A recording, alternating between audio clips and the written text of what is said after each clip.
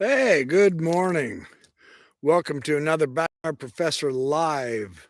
I am in my backyard.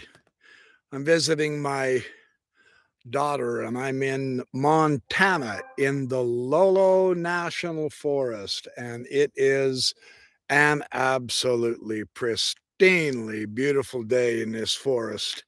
So I thought I would share a live with you.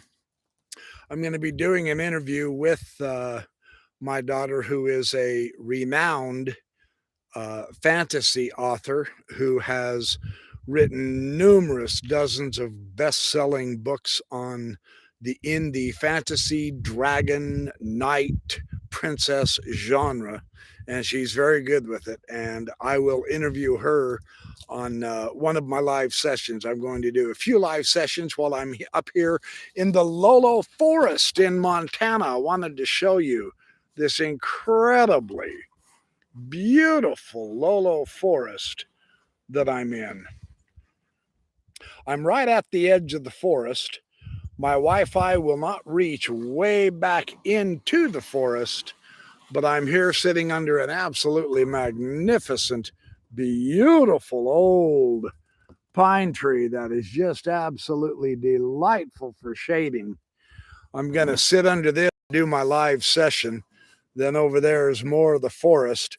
I've been off hiking in the forest back there, back out in the depth of the forest, and I am going to do a video on that. Let me adjust this just a little bit down so that you can see a little bit more of the forest. Hopefully this won't fall off the chair. We shall see. I want to share some ideas from one of my very, very favorite naturalist, philosopher, theologian, scientist, symbolist authors. He's an expert in early Christianity and numerical symbolism, philosophical and religious symbolism. David Fideler. His book, Jesus Christ, Son of God, S-U-N, of God, I have actually talked about on my live sessions before. And I am going to take some excerpts from Restoring the Soul of the World. This is his most recent book that I'm aware of. And he published this one in David Fideler, Inner Traditions 2014. So, I mean, it's already been 8 years. It's crazy how fast time goes. I have just been delighted with the information in this book on how to tap into Mother Nature, because we recognize that we're not separate from Mother Nature, but we're part of Mother Nature. I mean, we come from the earth, like Alan Watts says. We don't come to the earth as strangers, pilgrims from afar. We come from the earth, and the earth peoples. That is what it does, just like an apple tree apples. And so, this theme of the world soul is a very famous metaphysical theme that is prominent in so many religious systems. And so, I want to share some of these ideas on Plato. And this is, he does this as a quotation. Hey, there goes a big jet. We don't get away from civilization, even out in the wilderness of the forest. The Lolo Forest behind me, it's a pristine, beautiful place. I've already been hiking this morning. I got up at 5:30, began videoing and hiking.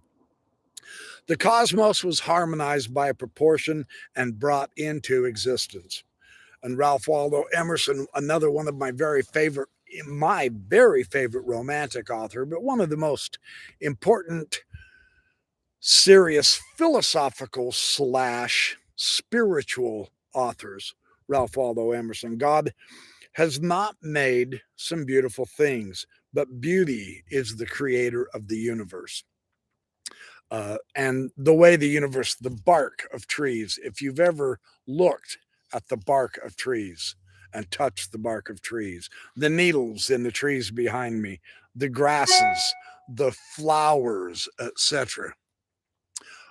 These, all of the big as well as the small meet together in a grand synthesis of Mother Nature. We all know that, but the way the way Fideler words this is so remarkably interesting and pleasurable. Hey, Gail Capson, good to see you. Vince Z, yeah, I'm out in the Lolo National Forest in Montana. I'm visiting my daughter, and this is the Lolo Forest. Let me show you the Lolo National Forest behind me. I did this earlier, but since you're just now getting here, there I am at the edge of the forest. That forest goes on for many, many dozens of miles deep. We've already been hiking in it this morning. We arrived last night, and we've been hiking through the forest. And I'm taking videos on my camera, and I wanted to do this live session to let you know that I am in the Lolo Forest, and I'm sharing some themes. I will probably be producing some videos Sunday. Tomorrow we're going to travel and look around, and then Sunday I think I will do quite a few different videos. So it's all good. Hey, who else is here? Trevor Van Blarcom. That looks beautiful. I'm jealous. Yeah, yeah. Yes, excellent. Well, good. I'm glad I showed up live so that you could get me for lunch. According to Thomas Aquinas, I'm reading a selection from David Fideler, Restoring the Soul of the World. This is on page 45. I thought while I would sit in Mother Nature, I would share some of the ideas of the world. According to Thomas Aquinas, three things are needed for what we call beauty.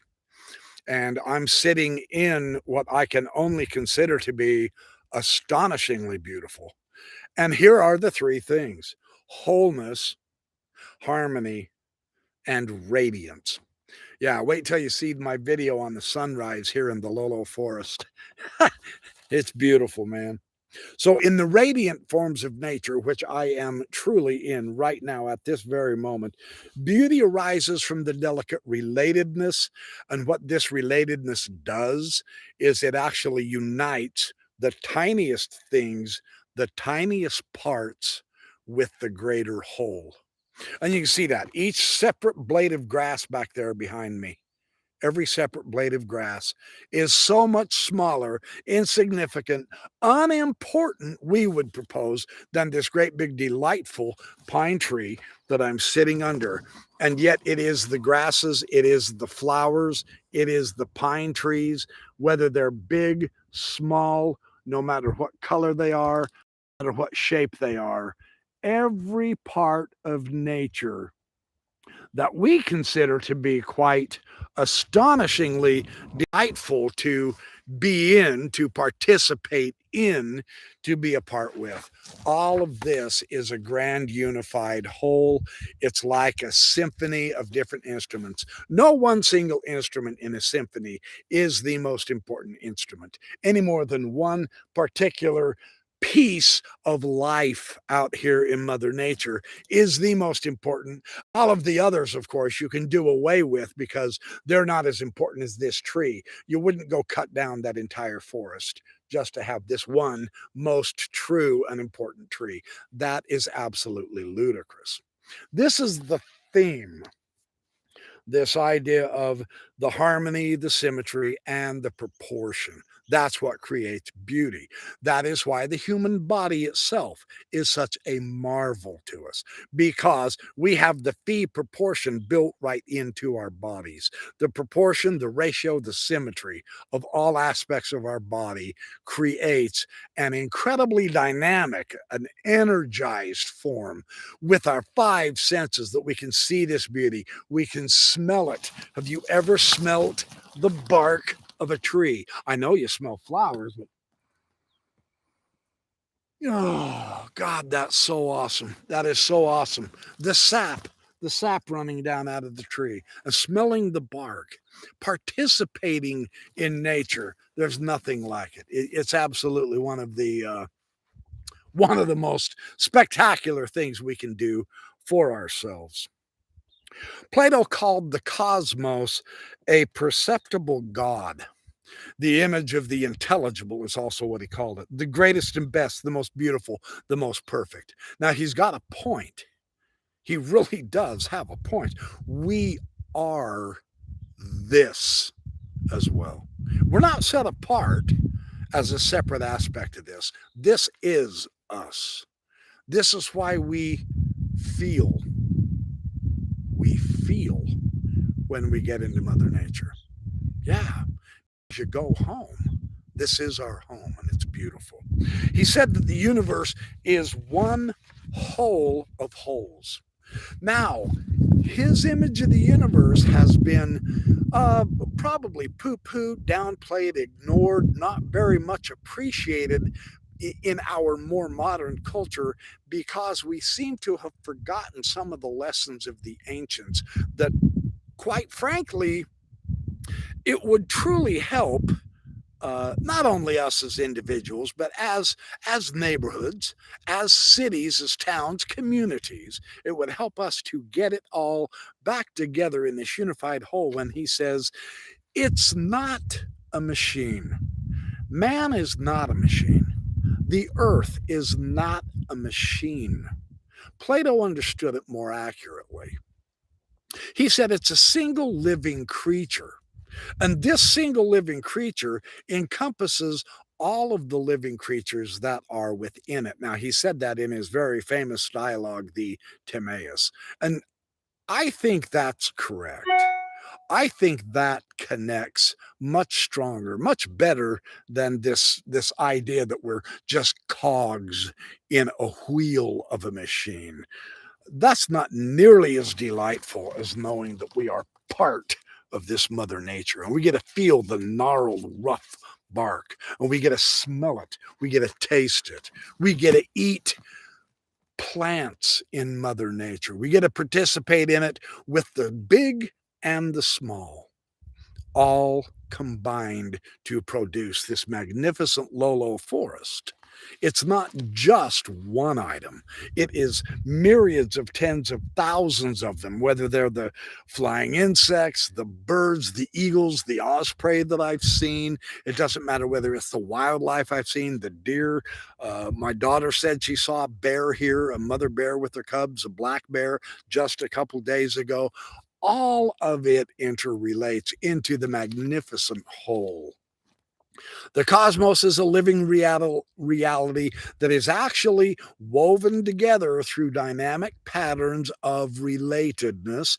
And in his famous and influential dialogue, the Timaeus, Plato offers a Pythagorean account of how the beauty and the order of the cosmos came into existence. So when he was speaking about the ultimate matters, Plato would never give a literalistic description. Now, this is remarkable.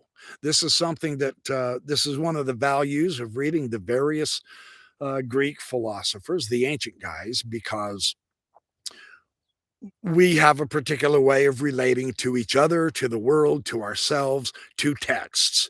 And it seems because of the more or less the scientific approach to everything that the literalness has been placed on a pedestal of being more accurate of reality than any other type or manner of comprehending what it is, whether we're seeing things, we're hearing things, whether we're learning the ideas, whether we're reading a book.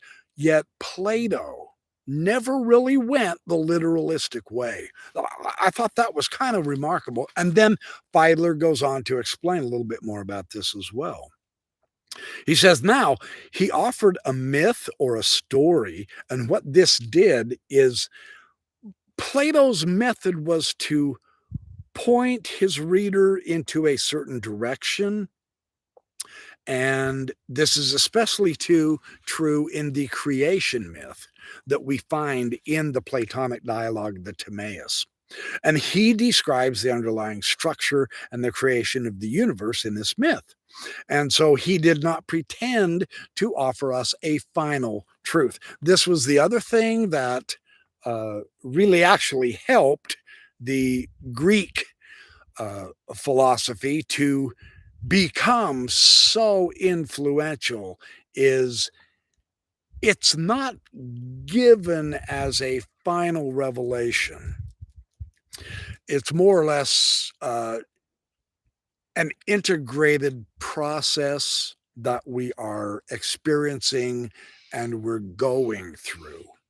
And that involves not only the cosmos, not only space, but also time, right? And life, living life, you know. I I can look back at my life and I could say, okay, I have come through a process of 61 years, and all of the decisions, all of the choices that I've made in the grand concourse of my 61-year-old life has led me right to here under this very tree talking to you, my audience, about the greatness and beauty of nature.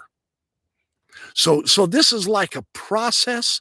It's not a final truth to arrive at. That's how Plato approached things. Perhaps that is one of the key elements that made Plato so dadgum great. Right. That would be one of my propositions. It's very interesting. He's only in the Timaeus now.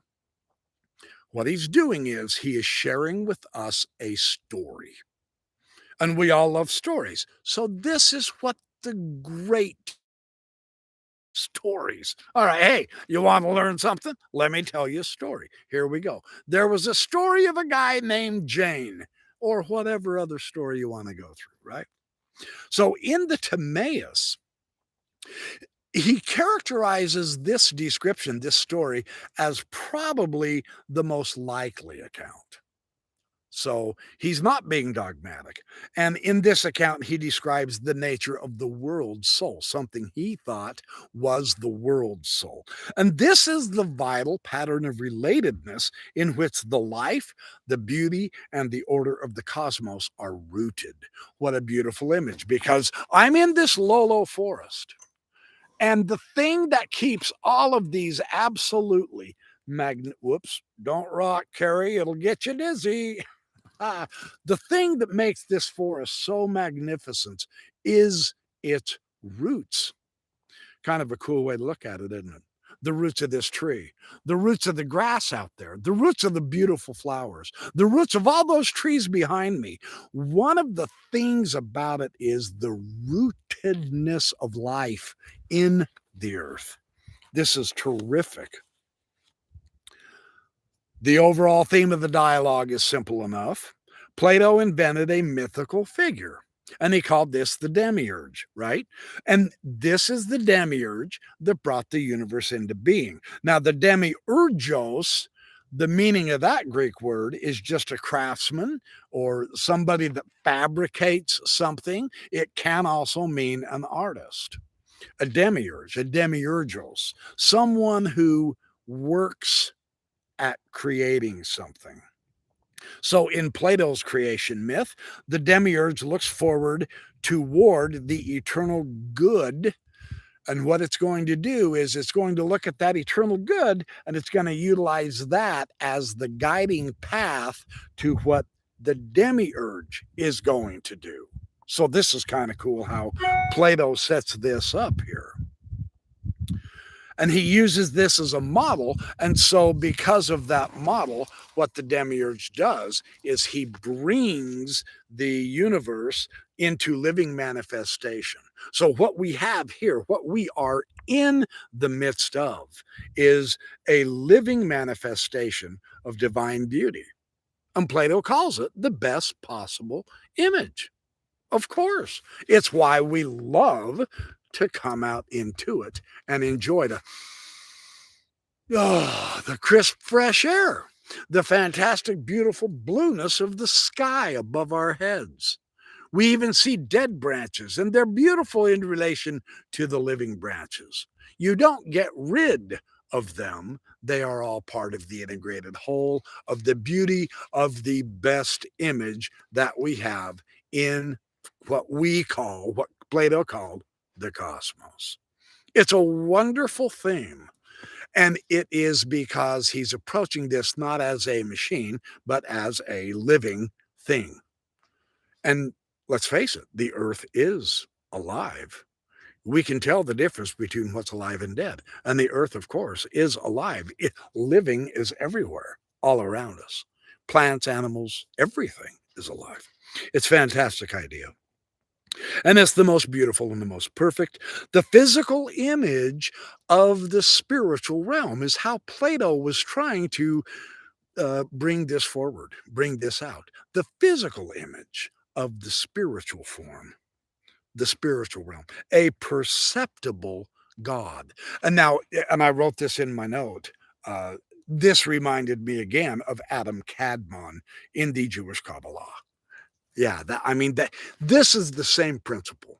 If you've studied the Kabbalah and you get to the Adam Kadmon and you understand that the Adam Kadmon is the cosmic man, and the Jewish rabbis in the Zohar, they measure his body in terms of millions and billions of miles long for one of his eyelashes. And then they measure his nose and they try to describe it, so on and so forth. They're connecting the perceptible physical image with a spiritual realm. The attempt, the symbolism, the theme is life.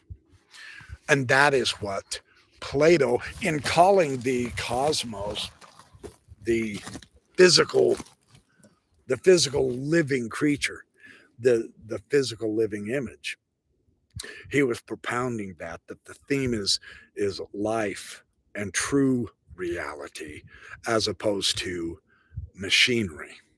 That's a modern construct that is the new kid on the block, and it's not necessarily the better image at all. So Plato has some very interesting. It's what makes Plato worth returning to periodically over and over and over again. So the overall theme of the dialogue is that the account is absolutely straightforward. That's the other beautiful thing we see about the Timaeus. There's no beating around the bush. Plato just simply lays it out there for our consideration, which is absolutely wonderful for him to do. The mysterious part that has puzzled commentators in Plato's description of the world's soul. In other words, he was elaborating on the soul of the cosmos that lies at the heart of the cosmic pattern. And so what Plato did is he had this demiurgos fix his eye onto the universal good in his story in the Timaeus, right? Again, not as a final truth, just as a story. So he's going to fix his eye on the good, and the demiurge weaves. Now, this image of weaving is so remarkably interesting, and he's got a great depiction of this. I'll show you here in a minute. The weaving, because he's got his eye on this good, the weaving, the interweaving back and forth here is the cosmic soul that animates the universe. But when Plato starts describing this operation, he starts by talking about mathematics. Interesting, isn't it? And the exact musical ratios that the demiurge used to create the cosmic soul. So, turning theory or the study of the musical proportions. Now, this was the way Plato crafted his story, is he themed it in with mathematics and musical ratios, which is really interesting. It was closely studied by the Pythagoreans and other members of Plato's academy. So, as in his order dialogues, Plato included here a musical and a mathematical puzzle for the contemplation of his more advanced readers. Fortunately for the general reader, and here's where David Fideler really begins to shine. I really like how he approaches this, because what he's doing, look, let's face it, Plato is not the easiest guy to read in the world, right? so it's nice to have a David Fideler who can break this stuff down and make it easier for us, and he does so. They're not important as long as the overall idea is understood, the mathematics and the musical ratios. Let's get the broader picture here, is what he's trying to say. For the Pythagoreans, the theme is the musical scale is the purest expression of mathematical and cosmic harmony. So that is why they brought into the musical scale. They're showing a harmonizing of all aspects of this magnificent whole that's called the cosmos. So through the use of simple mathematical proportions, then, that are present in our actual universe. So, if we are so inclined, if we desire to learn how to do the calculations, which I did at one time in my life, and it's absolutely delightful to do, we too can involve ourselves into the calculating of the mathematical proportions and ratios. If you are musically inclined, you can put together the musical harmonies that Plato was trying to elaborate in his story so that we can actually participate in it ourselves. This is one of the fun things about the sacred geometry. And again, this is actually a mix, a combination of sacred geometry and of mathematics. But when you're studying sacred geometry, you don't just read about it. No, you get your pencil, you get your paper, and you actually do the sacred geometry. And I'm going to produce some videos where I can take you step by step through doing the sacred geometry. That's one of my favorite exercises. It is absolutely delightful to do. I know it sounds ridiculous. I promise it really is cool. It's fun.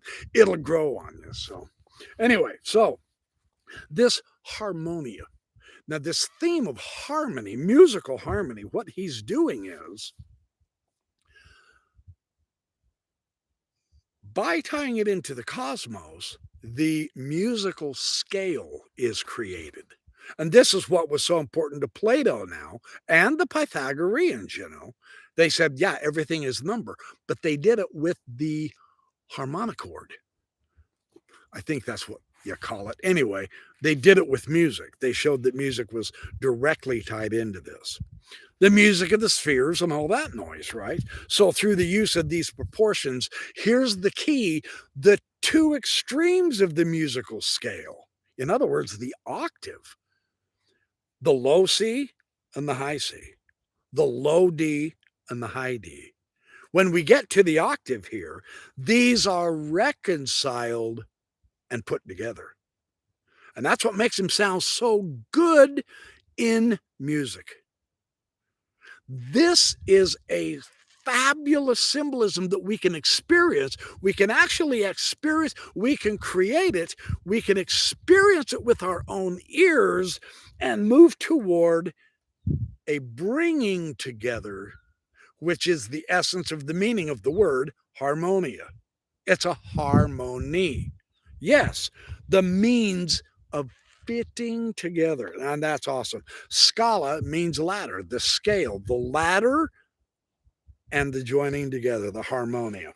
So through perfect proportions of harmony, a continuous bridge is constructed between the two extremes of the octave, of course, and they are bound together in harmony. And so the analogy here that Plato is trying to utilize in using just simple down-to-earth exercises is that, like the cosmos itself, all of the parts are perfectly and beautifully interrelated in the overall pattern. We as humans, we as with our brains, we as thinking people who can see, smell, taste, hear, touch, feel, as we learn through our senses, we also are part of this harmony. That's what Plato's getting to. So in the creation of the world soul, the demiurge takes the principles of sameness and difference and he weaves them together through the ratios of the musical scale. So existence has two faces. This is really interesting. Alan Watts also talks about this. Existence has two faces, sameness and difference, in which absolutely everything participates.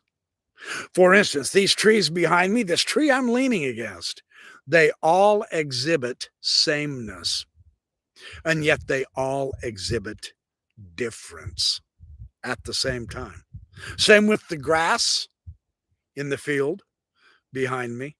They all exhibit a sameness, and yet every single one of them is unique and different. A difference. That's fun to, when you really, and it actually, that's kind of basic, but when you think about that, you can be led into some profound insights. And here is this Here is this magnificent picture chart. The sameness and the difference being woven together to create the world soul. That's a fantastic concept. I can't help it. I really like that. And this is Plato's description of the world soul, the principles of sameness and difference, woven together through the mathematical ratios of the musical scale. See, we're using all kinds of disciplines in order to acquire a greater understanding of what harmony means, a fitting together. Through harmony and proportional relationships, the cosmos and the living organisms unfold in the best and the most beautiful way. And that's what makes that diagram so very wonderful to look at. That's Plato's story of why I can sit here in Mother Nature and enjoy the forest. That's really kind of fun to know. And so the world soul is the intelligent and the harmonious principle of proportion and relatedness. And this exists at the heart of the cosmic pattern. And so it allows everything to unfold in the best possible way. That is why he wasn't presenting this as a final dogmatic truth in any manner. He was simply saying, look, this story can ring in our soul because we're talking about the cosmic soul. And how does this come about? And that's what the story of Plato's Timaeus is all about. I think it's a beautiful way to try to come to a better understanding of us and our relationship with the cosmos. It's wonderful. And again, the central Pythagorean ideas of harmony, proportion, and kinship, well, all of these are transformed in this story into the world soul. And this then becomes the central organizing principle of the cosmic pattern. So, because of the world soul, the entire cosmos is one life, in which every part is, in fact, related to the whole through proportion, harmony, and resonance. Now, man, that's a great image. That's a wonderful picture and a depiction that I don't know if enough of us in our modern day focus or concentrate enough of that, and yet we see it all around us in nature.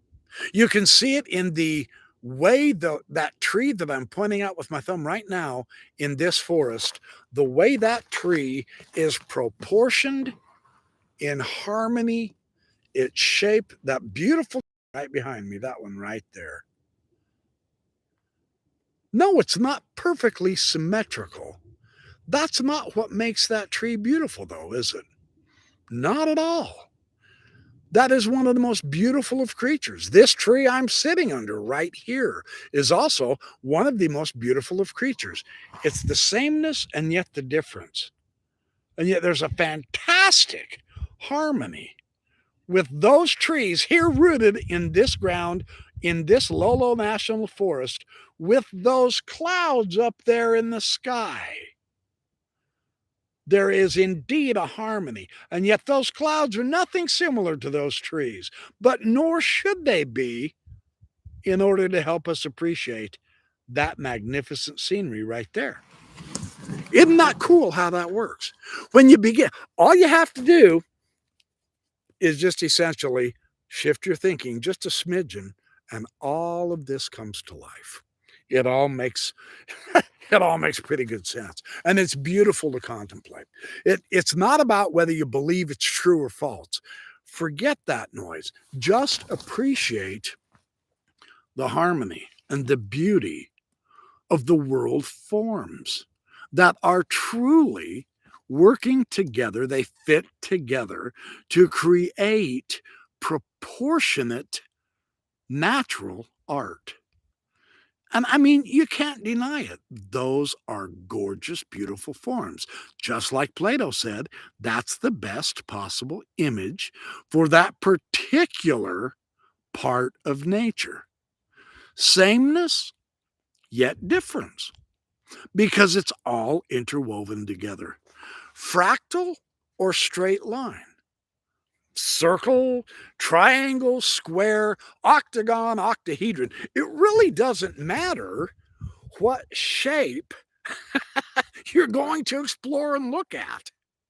The idea is all of the shapes conjoined together, working together, create everything there is with a very astonishingly beautiful proportion that is reflected in our ability to hear and write and produce musical proportions. I mean, when you really stop and think about that, you go, all right, I'm in. I'm in. I like this. Yeah, that's fantastic. See, it's the same thing that Pythagoras said was the music of the spheres. It's the same principle. And so it's really wonderful. And so one last thing I'll read, one last thing I'll get to, and then I'm going to take off. I think lunch is being cooked up right now, so I'm going to go to lunch. And then I'll see if I can get back and do some more live sessions here in the Lolo National Forest here in Montana. Oh, and I've got a phone call. Hold on. What is someone calling me for? I'm on vacation. How rude. Just enjoy the beauty of nature for a minute. Oh, and then they hung up. Now we're talking rude, see? That was not in harmony and proportion. Okay, so one last idea I want to read from Fideler, and this is out of his book, The Soul of the World, a wonderful book. 2014 is when he published it. Is the very elegance, it's the tensions that makes the cosmos. Nature takes the shortest route. And while exhibiting exuberant creativity, and oh my gosh, all you have to do is march through a forest, you guys. Walk through a forest quietly and just look and listen and watch, and you can see this coming about at every turn. It's magnificent to do. It renews your soul. It's okay to take the time to do this. I promise. It really is. Very, very refreshing. So while exhibiting exuberant creativity, it does little in vain. For as Ralph Waldo Emerson observes, elegance of form in bird or beast, or in the human figure, marks some excellence of structure. In the construction of any fabric or organism, any real increase of fitness to its end is an increase in beauty. I, only Ralph Waldo Emerson could write so well. And I'm under exaggerating, but yeah, he's wonderful to read. So I just wanted to share that brief selection with you from one of my very favorite books while I'm in this magnificent forest. And I am taking some video on my camera, which I will produce another YouTube video separate from this, where I will show you my different hikes in Mother Nature and share some of this wonderful proportion and beauty with you. So this is just a quick live session. I apologize if it's not as long as some of them. Sunday I may still be here in the Lolo National Forest. Sunday I am planning on doing my Sunday school.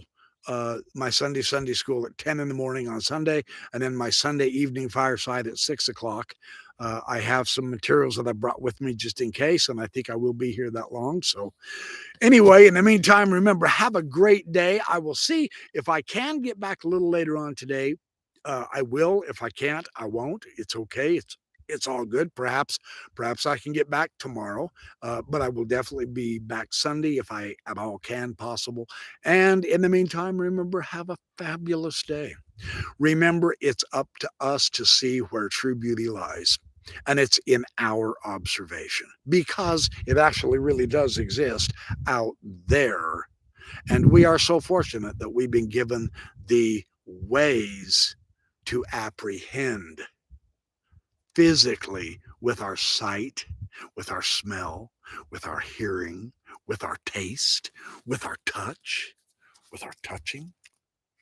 I mean, how fortunate are we? Yeah. It's a fantastic thing to be alive. That's what I'm telling you. I'm just saying. Yeah, baby. It is a fantastic thing to be alive. So, hey, Radio Free Mormon. Oh, well, you're very kind. Welcome, my friend. And Matt Woodruff, good to see you. Wonderful. I'm glad a few of you got here. In the meantime, I'll tell you what I'm going to do. I'm going to do an experiment, and please forgive me if this fails. It will all be videoed for sure. I'm going to see how far this Wi-Fi can connect. I'm going to pick up my computer and I'm going to start walking toward the forest. I'm kind of curious about the power of the Wi-Fi around here. So I'm going to head up over that way to the forest and I will bring the computer with me. And if it fades out, I apologize. I'm not trying to goof us up here, but the forest is really just so stunningly fantastic. And it's so huge. I mean, this forest goes back there for miles. You can see over there all the way back. And now I'm right at the edge of the forest here. And then you can see it all the way over to that way. And that's east. That's where I took the video of the sunrise this morning. And it was really, really beautiful. I'm really curious to see if I can actually get up here into the tree lines before the Wi-Fi fades out. So if it does fade out, I love you all and I'll catch you maybe tomorrow, but definitely Sunday. Let's see how far this Wi-Fi goes. If the Wi-Fi comes all the way up here into the forest, I may just very well come all the way up into here and do a podcast in the forest instead of at the edge of the forest. And so far, it seems to be doing pretty good, doesn't it? Oh, that's magnificent. So come with me as I walk in the forest. Here we go. This is awesome. There's a beautiful little tree. Oh, now we're getting into the forest. I love how quiet forests are. Enjoy the beauty with me.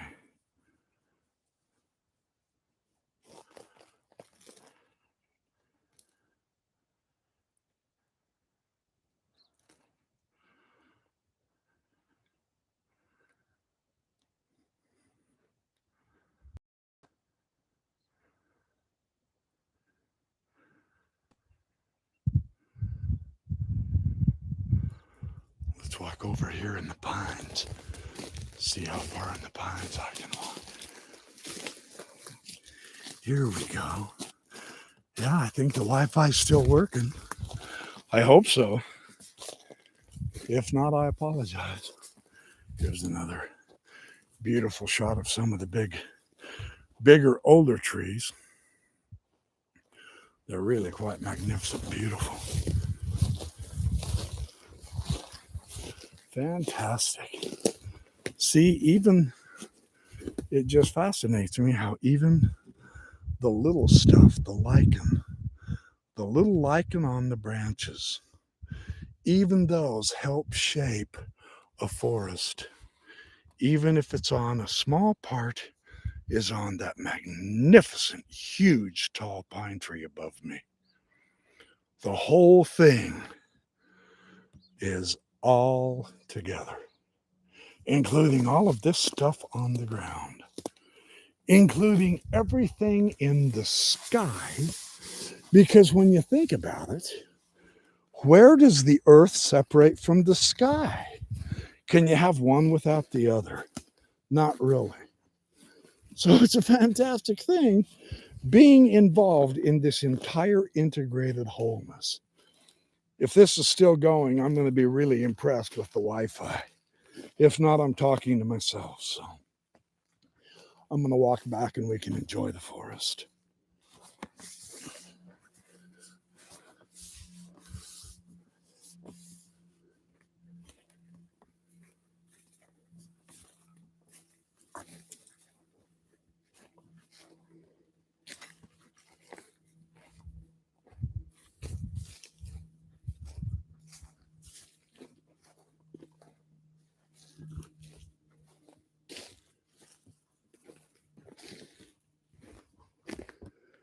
It's a magnificent place to be.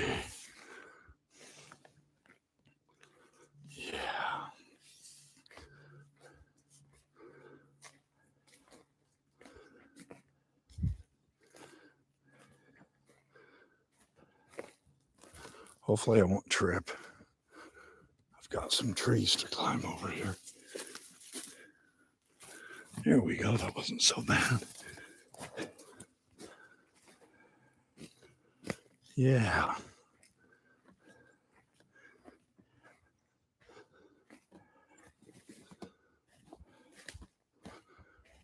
Now I'm getting to the edge of the tree line.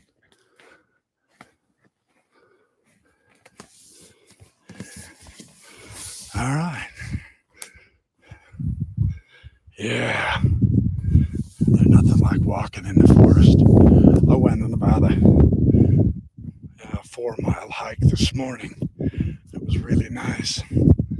So anyway, that's the idea. This living harmony, of which we are a part of. There's no question about that.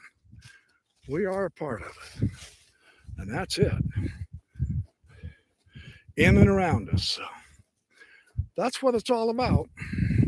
And when we can begin to do that, when we can begin to realize, hey, you know what? I can't afford the time. And then you realize, but wait, that's exactly what time is supposed to be used for, is to enjoy. Then you begin doing things for the right reason. And you begin doing right things. Now here I am back under my favorite pine tree in the whole forest. Okay, I'm going to head out. You guys have a great day. I will be back soon. In the meantime, I'm going to head on out. Yes, Radio Free Mormon. Right on. Truth is beauty and beauty truth. Yep. Hey, thanks for taking a little walk with me. See you soon.